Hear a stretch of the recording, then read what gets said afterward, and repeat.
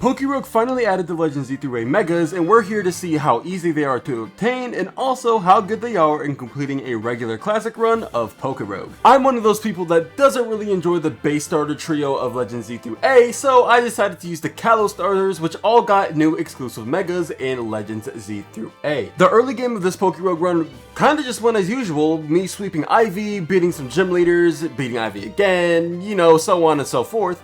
But one thing I realized was that I still didn't have the Mega Bracelet. Now this was very unusual because although the Mega Bracelet is a Rogue Ball tier rarity, I do have A+ luck, and also it's one of the higher priority items of the Rogue Ball tier.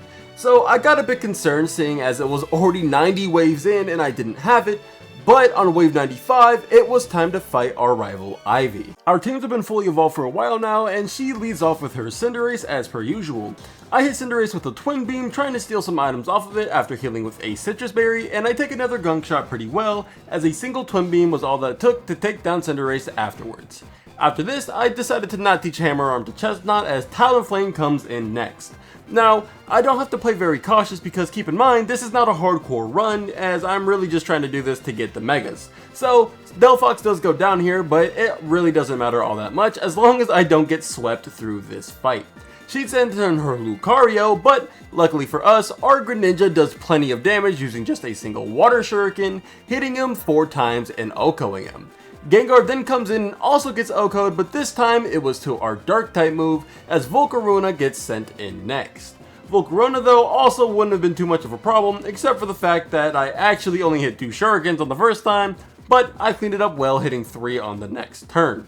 Talonflame comes back in, but we do outspeed and land 2 Water Shurikens instead of 3, which we needed to take it out. We take a Brave Bird surprisingly well though, considering Greninja's defense isn't that great, and we do take on the Talonflame. And this is where I realized that the reason why I didn't have the Mega Bracelet up to this point is because in the recent PokeRogue update, they actually made it to where you don't get the Mega Bracelet in Dynamax Band until you defeat your rival on wave 95. Now, I'm not gonna lie, I did no research before I went into this run, so I was kind of appalled at the fact that I didn't get it before this, but afterwards it all made sense, and now we could finally start rolling for those Mega Stones. After defeating Fantina pretty easily on wave 109, she decided to come back the very next wave on wave 110, but this time for an official gym battle. This probably was the hardest matchup of our entire run, as I really did not expect Fantina's team to give me this much trouble. As you can see, Frogger went down to Poltergeist in just a couple of turns, but luckily for us, we did get the poison off right before we went down. I then sent in Delphox and went for a Twin Beam, but unfortunately she sent in a Spirit Tomb, meaning that Twin Beam did literally 0 damage. But luckily for us, Spirit Tomb isn't strong enough to take out Delphox in just 1 turn, meaning that we get to take it out and still get an extra turn with a Delphox. I decided to send in Chesnaught here because I have access to Leech Seed, and my plan was to Leech Seed this Mismagius into Oblivion, but that didn't work as I actually just went down before getting any type of hit off. Luckily for us though, we have Love Disc in our back pocket and it has access to the move Revival Blessing. Revival Blessing has 1 PP and it's able to revive any Pokemon currently fainted in your party, and you can switch them into battle on the same turn. That being said, I decided to revive Greninja, but I wasn't going to bring him out immediately. Instead, I decided to give Chandelure a chance, and with its custom tier 3 black shiny, this thing looks amazing. It was able to take out the Mismagius with just a single Revelation Dance, which is basically just Shadow Ball but 10th more base damage. But unfortunately for us, it does go down to Zoroark on the very next turn as we are outsped. Delphox met the exact same fate as this Hisuian Zoroark is destroying our team, but I sent in Frogger and went for a Moonblast for whatever reason. I actually ran out of PP on my Dark type move, that's why. But I'm able to take out Zoroark regardless, and unfortunately, not having Night Days active for us was a very big problem as I had to go for Moonblast on this Drifblim as it went for a Mind Blown, one-shotting me and also taking out itself. That means that this run came down to nothing other than Fearow, and I was not very confident. Fearow had hardly seen the battlefield up to this point, as very rarely was I forced into a corner, if at all. That being said, Fearow did get his Swords Dance off and I started clicking Floaty Fall, which surprisingly one-shot the Poltergeist and also two-shot the Dusk Noir, giving us our victory against Fantina. Finally, on 128, after taking out this Xatu, we got the Greninja, and out of all the Pokemon on my team, Greninja was the one I wanted to Mega Evolve the most, and this pixel sprite looks absolutely amazing. Leave a comment down below, would you have preferred if Pokemon stayed with 2D, or do you like the 3D animation models better? Personally, I really like the 2D pixelated models, but that's just my personal opinion. Our first test for our Greninja was against none other than Gigantamax Garbodor, and this had a very big advantage on us because it does get a Toxic off on the first turn without us being able to do literally anything. I do switch into Delphox and go for an Incinerate just to get rid of some of the berries that I was holding, but after a second Gunk Shot, Delphox went down, dealing only 1 health bar of damage. I decided to send in Chesnaught now and go for the Leech Seed, which would almost guarantee that we take down this Garbodor, and we also heal after every turn that Chesnaught survives. But Chesnaught didn't survive for very long, but you know what, we did get another health bar down. I sent in Chandelure next, and every time I sent anyone in, they would get poisoned due to toxic spikes, but as long as Chandelure doesn't get one shot here, I will take down this Garbodor. And even after a Stomping Tantrum and the poison proc, Chandelure does survive, taking down Garbodor in just a couple of turns, granting us access to the leftovers, which I ended up giving to Chesnaught. Wave 140 was against none other than Gym Leader Blaine and his team of fire types. This is where we were going to see the true power of Mega Greninja, as obviously we have a great matchup against fire types. Or so I thought, as Skullvillain actually just one-shots us. Yeah, so far Mega Greninja actually hasn't been all that much different than the regular one, but you know what, we still have some hope out for him. Looks like Delphox is going to have to take this one over though, as I go for Twin Beams against their own Delphox. It does have access to Shadow Ball, but because I have Twin Beam and I'm constantly taking away their berries, I get an Enigma Berry to proc and give us more HP 2 times before another Twin Beam goes off, taking down Delphox in just a couple of turns. Arcanine comes in next, and its Intimidate means basically nothing as Delphox is a special attacker. I go for a Twin Beam, stealing a couple of Arcanine's berries as it goes for an Outrage, getting us low enough to where all of our berries actually end up getting eaten, giving us a ton of stat boost, allowing us to take down Arcanine just on the next turn. Ninetales comes in next, but remember, due to all those berries being eaten, I have an incredibly high critical hit ratio. So I was able to one-shot Ninetales in just one use of Twin Beam, as Rapidash met the exact same fate, all while I'm taking away their berries with every single turn. Magmortar came in next, and it was really no different, and you would think that Delphox is the Mega and also a Water type, the way that I just eviscerated Blaine's team using only one move. Funnily enough, the one move that I used wasn't even super effective against a single one of his Pokemon. Defeating this Wug Trio on wave 143 actually gave us access to our next Mega Pokemon, being Chesnaught.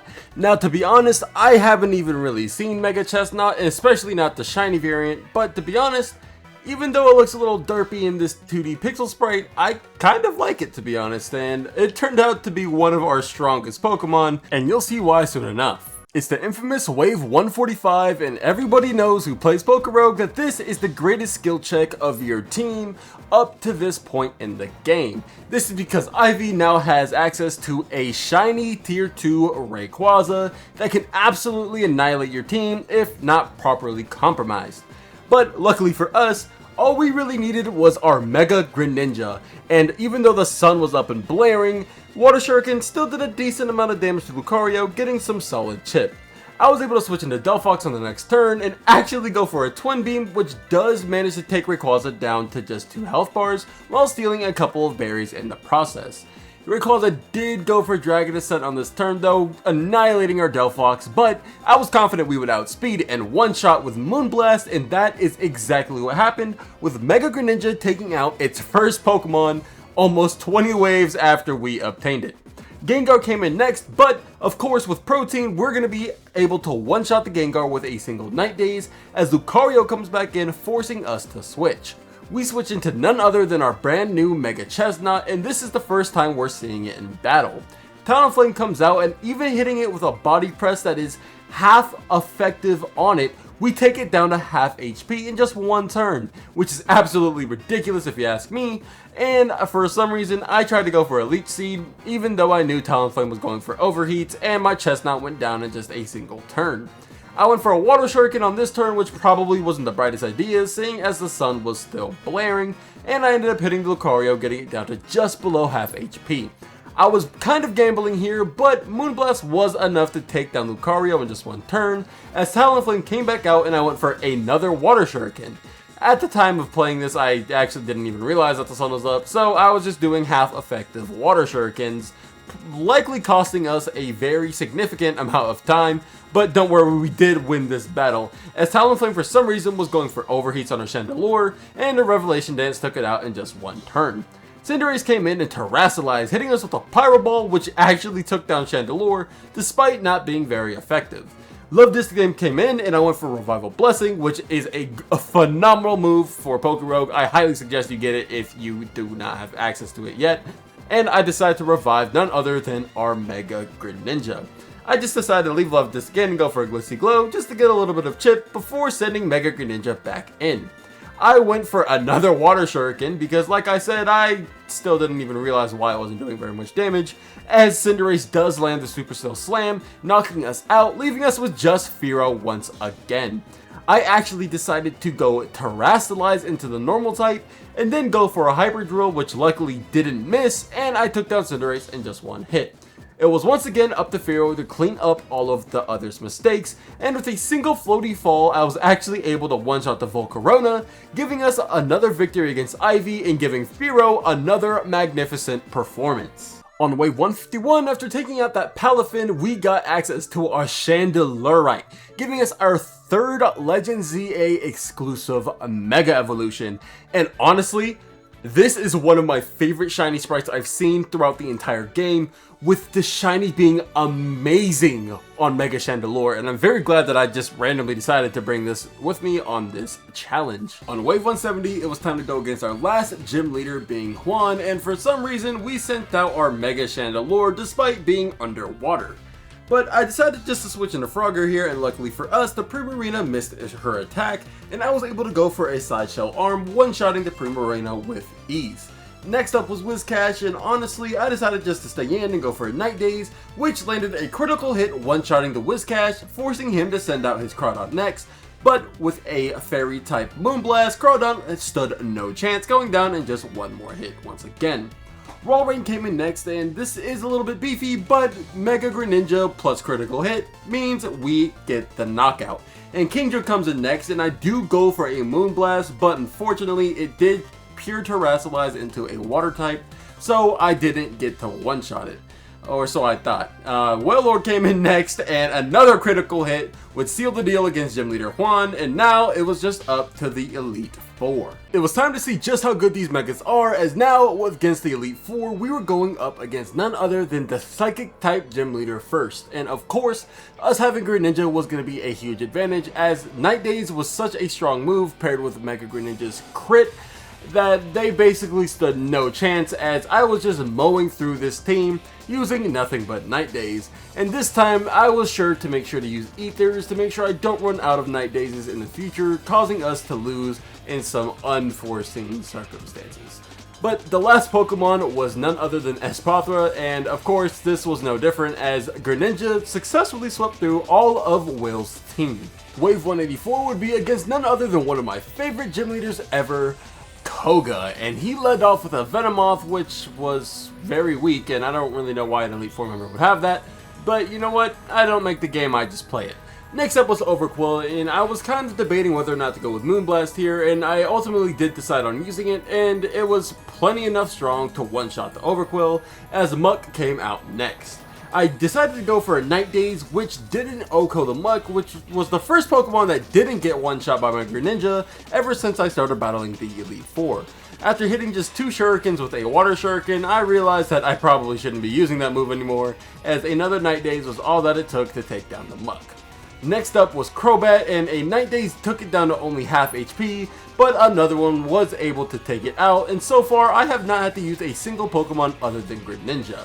Grafaiai was next up, and Night Daze did what it does best and one-shot it with leaving Koga with only Tentacruel left, and I knew for a fact I wouldn't be able to one-shot this thing just because it's so bulky, but I decided to go for Night Daze anyways, which of course didn't take it out. But for whatever reason, Tentacruel decided to go with a double edge, and then it outsped me on the next turn somehow, some way, and actually knocked me out. This is okay though, because keep in mind, this is not a hardcore playthrough, as I have had many deaths up to this point. Mega Chesnaught does come in though and sweeps up the rest of Koga's team, as we now go up against none other than Elite Four Bruno. He leads off with his Hitmonlee, and to be honest, I kinda wanted to see where this was go, and I went for a Seed Bomb, hitting Annihilate instead. Annihilate then went for a Thief, but to be honest, that didn't do much damage considering it's not very effective, and then he switched into Heracross, seemingly just taking damage on his Pokemon for no reason.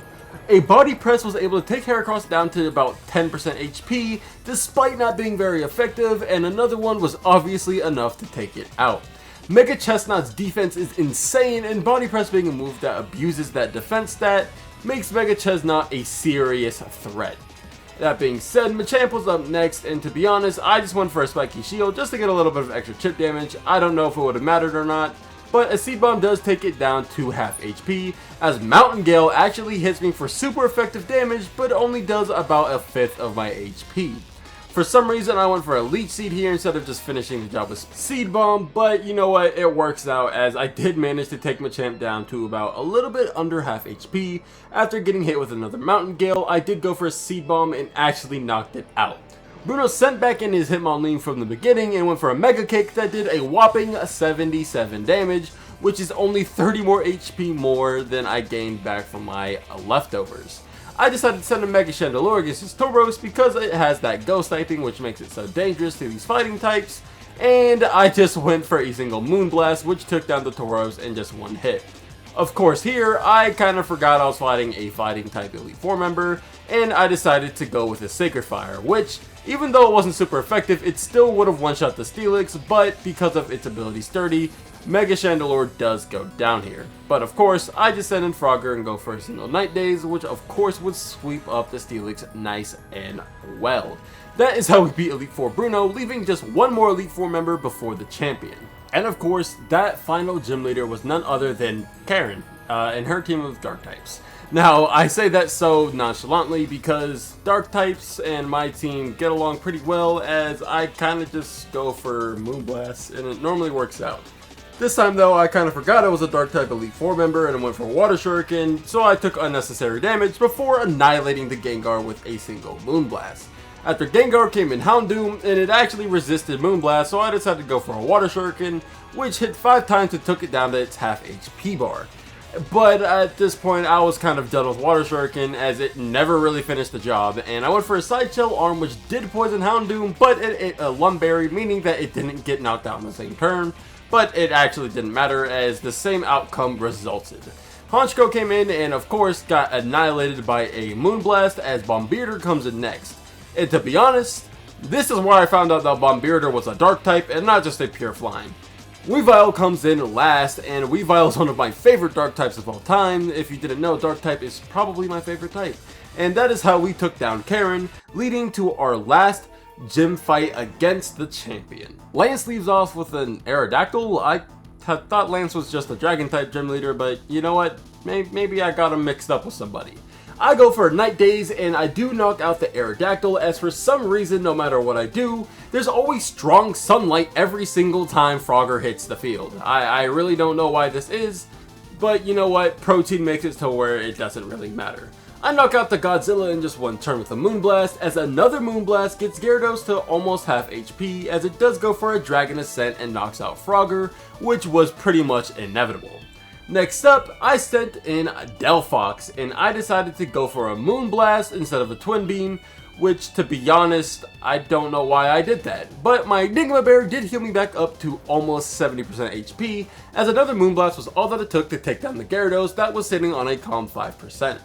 Mega Dragonite came in next, which is obviously a very new thing for Lance's team, as Mega Dragonite is another Z through A Mega, so maybe he was taking on the same challenge as me, who knows.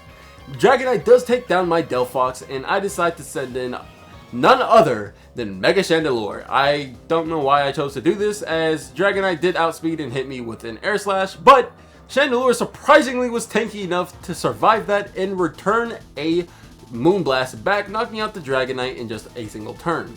Salamence then came in and went for Outrage, which obviously knocked out our Chandelure, as we then sent in Chesnaught. I decided to go for a Leech Seed here, as Outrage probably wasn't going to do too much damage, and I was just going to sit here and try to stall out this Salamence. I went for a Spiky Shield, tanking myself against a Hurricane, as I'm just slowly sucking away this Salamence's life force. Pause. After this, I went for a Body Press, which took Salamence down to under half HP, but it actually healed up due to eating a berry. After one more turn of Leech Seed and Protect, I went for another Body Press, taking Salamence down to 1 HP before it actually healed up and landed a Hurricane, knocking out Chesnaught in one hit right before that Leech Seed would have taken it out. Of course, I send our mightiest hero Firo and go for a Floaty Fall, which ends up hitting Sceptile instead of Salamence. This is like that one time when he sent in Scizor and it just got annihilated by Fire Blast, but this time it was a little bit different.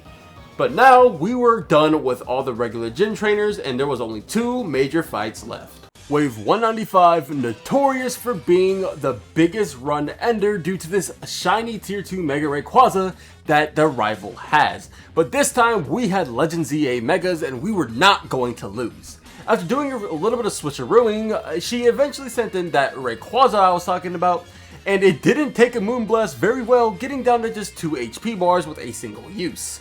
Moonblast ended up hitting the Talonflame for not very effective damage, unfortunately not getting it to its half HP mark, but with 3 critical hit shurikens in a row, Talonflame did go down.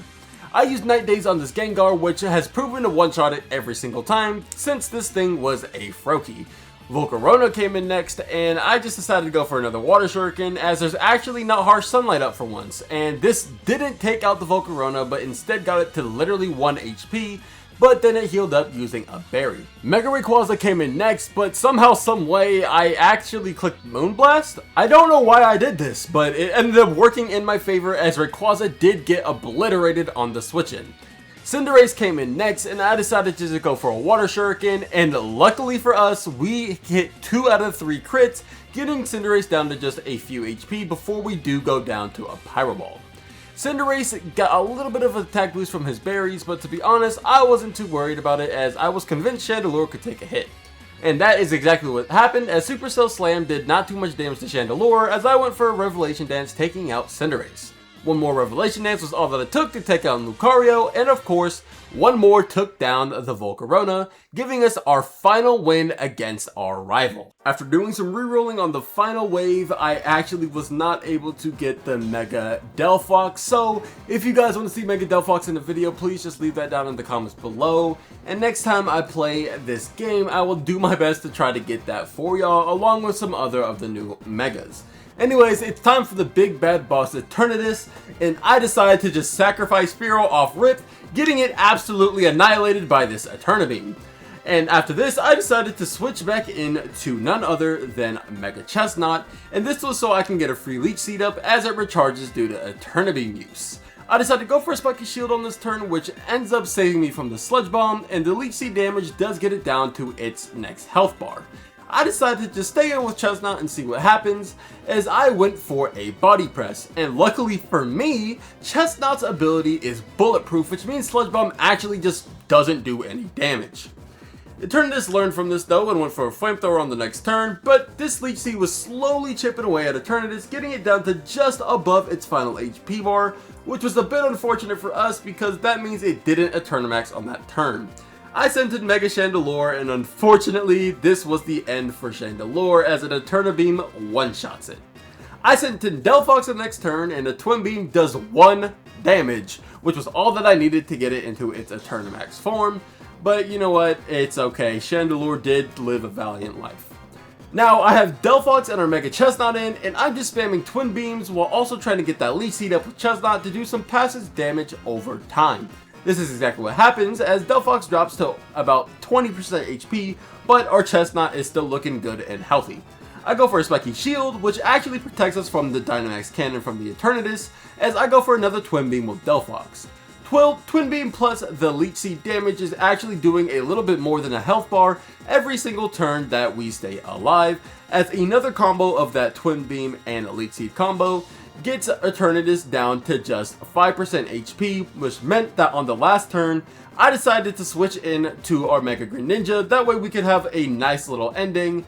But it actually got annihilated on the switch, and Chesnaught took down Eternatus with a body press. So if there's anything you guys learned from this video, it's that Mega Chesnaught is actually extremely good, and if you could get your hands on one and use it in a classic mode run, you should do it. And thank you guys so much for 1,000 subscribers. Seriously, you guys mean the world to me, and I just can't believe that that's a milestone we hit, and I hope to see you guys all in the next video. Peace.